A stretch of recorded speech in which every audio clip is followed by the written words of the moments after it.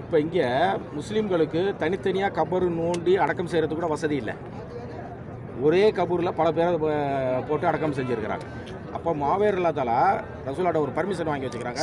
எனக்கு வாய்ப்பு வசதின்னு வந்தால் என்னோடய தகப்பனாரை நான் தனியாக எடுத்து அடக்கம் பண்ணிக்குவாங்க. அதுக்கு பர்மிஷன் கொடுக்குறாங்க ரசூலுல்லாஹி. அந்த அடிப்படையில் அவங்க மசூரா செய்கிறாங்க.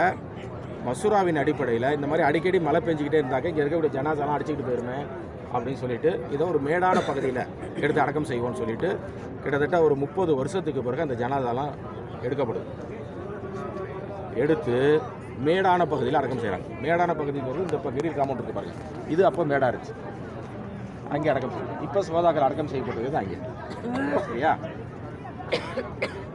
30 வருஷத்துக்கு அப்புறமும் அந்த உடம்பு அப்படியே இருந்துச்சா?